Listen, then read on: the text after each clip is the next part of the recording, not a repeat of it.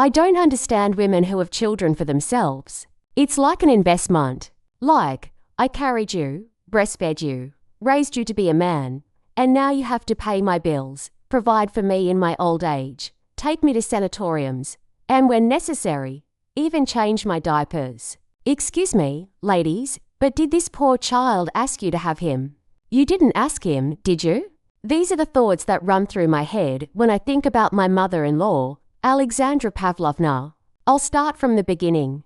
I got married when I was almost 40, having built a good career, and owning an apartment, a car, and a dacha. So it's absolutely impossible to accuse me of being selfish. My husband, Victor, wasn't a child either. He held the position of deputy director at a large machine building plant and also never married. Both are adults, independent, and firmly on their feet. In short, we were equals in every way. We met at the hospital. His mother was my patient. She was a pleasant-looking, intelligent woman. She was so well-groomed and well cared for. You'd never guess she was nearly 80. We got to talking. I told her about my parents from the village and how I'd achieved everything in life on my own. She told me she'd never been married and had a child, her only son, at 35, entirely for herself.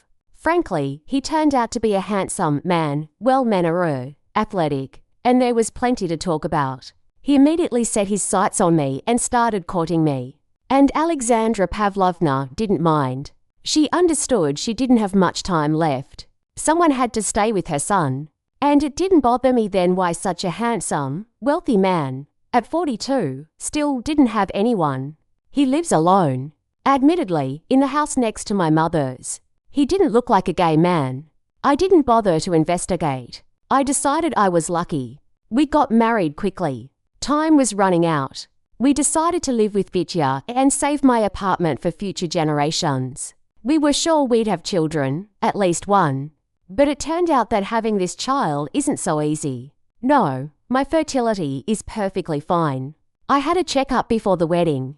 Alexandra Pavlovna insisted. She said, "Sonechka, forgive me, but Vitusha and I don't need a barren cow. I still want to babysit my grandchildren." I was a little offended that they called me a cow, of course, but I didn't object. And then the nightmare began.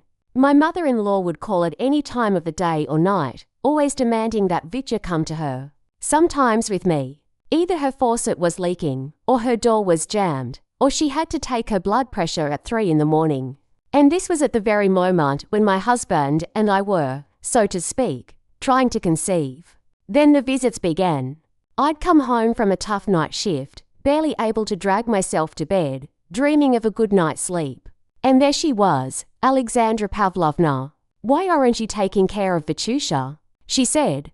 "Was it so hard for you to make him breakfast last night and cover him with a napkin?" I knew I should have, so I got up early and whipped up some fresh cutlets.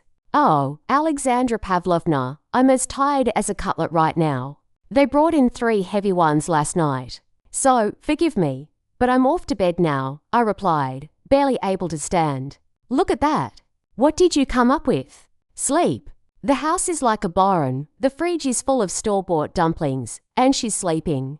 My Vitusha isn't used to this. I thought you were a grown-up girl. You know how to look after a husband. And you're just as much of a flirt as the others before you," my mother-in-law declares, looking at me like I was a bad student in school. "Were there many of these flirts?" I asked. "Yes, quite a few," she declares. "Vitusha was only 27 when he brought the first one to meet her. What kind of marriage can you expect at that age? We'd just bought him an apartment back then. He's in deep trouble. I understand you're young, but you can't drag the first woman you meet to the registry office." I suggested they live together without getting married, and I just watched to see how that mangy goat would behave. At first, she was fawning and forced herself on me, but I had Vitusha for myself, not for some girl. I quickly exposed her claim to the apartment. That's why she got pregnant 3 months later, of who knows what. And what about Victor? I was curious about his position. What about Vitusha? He demanded a paternity test, my mother-in-law continued. Surprisingly, the test showed it was Vitusha's child. But you can buy a test, you know. We didn't believe it. And that girl ran off home to her backwater.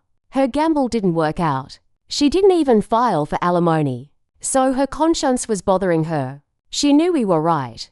And to happen next, I continued my inquiry into my fiancé's premarital history. Then it was my friend's daughter. I thought she was a good girl, pretty, modest, with a higher education.